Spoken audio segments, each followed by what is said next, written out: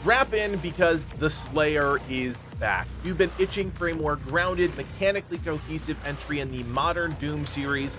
Well then, you're in for a treat. My name is Kodiak, this is Legacy Gaming, and this is our review of Doom: The Dark Ages.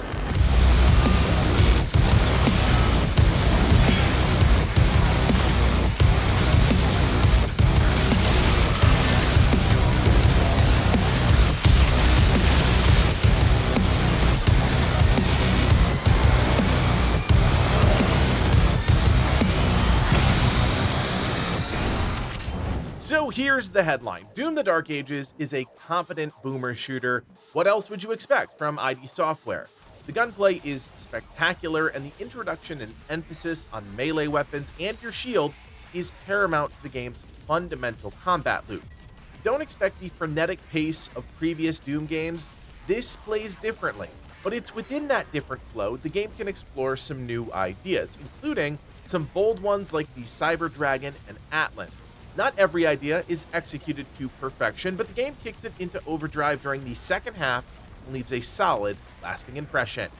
Now, if you're coming off of Doom Eternal, where the combat loop was fast, intense, and borderline exhausting at times with its constant juggling of ammo types, health regen mechanics, and movement speed, Doom: The Dark Ages is going to feel like slamming on the brakes, in a good way. It dials things back to something more grounded, more classic, and actually more horizontal. This is a love letter to the OG Doom, with some modern polish and fresh mechanics.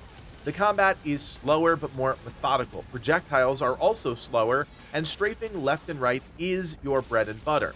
There's way less jumping and verticality this time around, and instead, it plays more like a bullet hell shooter where you're weaving through swarms of colorful projectiles, watching for tells, and waiting for the perfect window to parry and counter. As far as the story goes, without spoiling anything of course, it's surprisingly solid. This is actually a prequel to Doom 2016, and that premise gives the devs some room to get weird and mythological at times throughout the game. You're basically this godlike weapon, the Slayer, feared by Hell and controlled by a holy faction known as the Creed. You were humanity's ally at some point, and now you're kind of like a living weapon of mass destruction that gets deployed when things go truly sideways. It is an interesting take on Doom Guy's origins, and while he still doesn't talk like the classic stoic badass that he is, his actions, cinematics, and overall vibe really sell that silent but deadly power fantasy. The map and enemy variety is also fantastic. Every level introduces new environments, aesthetics, and enemies, and just when you think you've seen it all, the second half of the game takes the design to another level. Some of the later maps are downright mind-bending, with the developers toying with space and traversal in really fun but sometimes frustrating ways.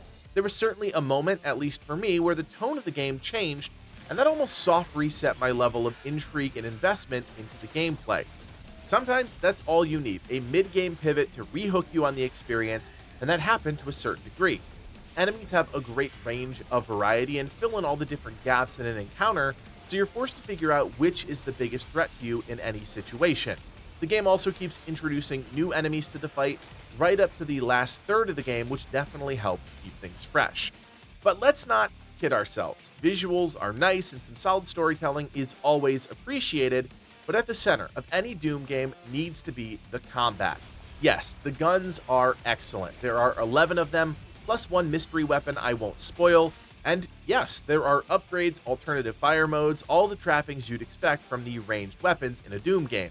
However, what makes Doom: The Dark Ages really stand out is how it integrates the melee and shield systems into the core loop.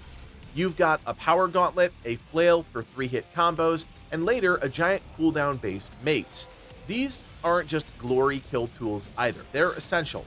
Enemies across the game will often require that you use melee first, making them vulnerable to other damage, and, as you might expect, finishing them off rewards you with health, armor, or ammo. Then there's the shield, your best friend in combat, and occasionally puzzle solving. It blocks, it parries, it can be thrown like a boomerang, and it's your main movement tool. You can lock onto enemies and dash slam into them at high speed, obliterating weaklings and staggering heavy hitters. It's this offensive mobility that keeps fights connected and avoids them feeling sluggish despite the slower paced movement compared to other modern Doom games. Certain enemies require you to superheat their armor before throwing your shield to shatter it, and man, when you hit that AoE burst and the armor shards rain down, it is pure Doom carnage. There's also combat synergy across the systems. Hit a parry, regain melee charges. Slam a shield, open up a combo. Use melee to set up a chain shot detonation. That is the loop. The combat isn't as fast as you might remember or be expecting, but it's tight, it's deliberate, and it's incredibly satisfying once it clicks. Every weapon has its own progression path, and while you can gravitate towards your favorites, you're definitely incentivized to use and upgrade all of them. The chain shot is easily our favorite. Slamming a charged up chain link ball into enemies and watching it explode is just peak Doom catharsis. Another weapon, the cycler, has this chain lightning effect, which is also super satisfying to use and great against shielded enemies. Another still is the Ravager. It shoots bone fragments that accelerate the longer you hold the trigger and can even replenish ammo after killing a demon once you've unlocked that upgrade. Add on to that runes, which modify your shield with effects like lightning stuns or even an auto turret, and you've got just enough to manipulate to come up with a build suited for your playstyle. Weapon upgrades require gold, rubies, and wraith stones. Gold is mostly obtained from side content as you explore each of the zones. Rubies are hidden away behind puzzles or traversal challenges, and wraith stones are rare and require you to complete tougher map challenges to obtain them. There's even alternate upgrade paths you can swap between after unlocking, which is a smart design move from a replayability standpoint. While not a major pillar of the game, exploration is heavily rewarded. Each map has secrets, puzzles, destructibles, and traversal sections leading to hidden areas. Challenges and weapon mastery tasks help accelerate you along the power curve, and you're guided to a degree by the in-game map, which is super helpful, showing you what you've missed as you explore. Later levels do ramp up the difficulty and complexity of puzzles, so if you're a completionist, prepare for some challenges. There are also toys to collect, little Funko-style toy figurines like this awesome Doomslayer one, codex entries with awesome lore and art, and really solid weapon and Slayer skins worthy of the challenges required to obtain them. It's all cosmetic, but if you're a fan of the series, this stuff is catnip. Doom the Dark Ages gets a lot right, but not everything sticks to the landing.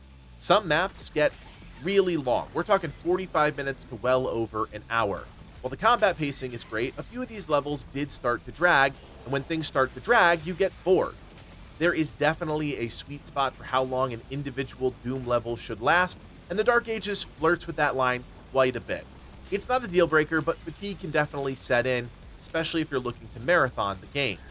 We also have to talk about the Cyber Dragon flying sections. Straight up, this is a miss. Zipping through the air is cool at first, but the moment combat starts, it feels like you're on rails. You boost, lock on, fire, repeat. It felt like a minigame, not a meaningful part of the experience, and something that, while novel in concept, is far more interesting on paper than it is in the actual game. By contrast, the Atlan mech sections were awesome. Giant mech fights, kaiju-sized demons, and destruction literally everywhere. It felt like a natural extension of Doom's chaotic gameplay, just blown up to a massive scale. In a similar-ish vein, boss fights, one of our favorite things in any game, were solid overall, but not very challenging. Their mechanics were predictable, and we found ourselves breezing through them just a bit too quick, even when the screen was full of projectiles. They're fun, elevated fights, but not particularly tough. At the end of the day, how does Doom the Dark Ages stack up? Well, it's a worthy evolution of the series, not because it goes bigger, but because it dares to go different.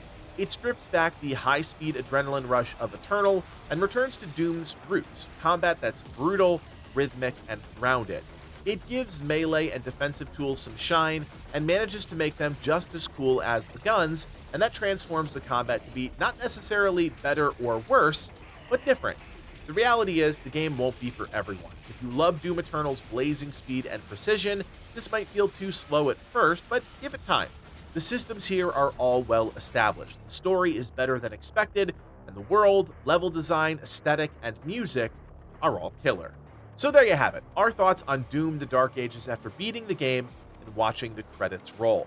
Let us know what you think of the game after watching the video, leave us a comment down below, and of course, if you appreciate the work that goes into making these videos, do me a solid, hit that thumbs up, and consider subscribing. We'll have more new game reviews in your feed, so keep it right here and never miss a thing. My name is Kodiak, and from everyone here at Legacy Gaming, thanks for watching, and play on.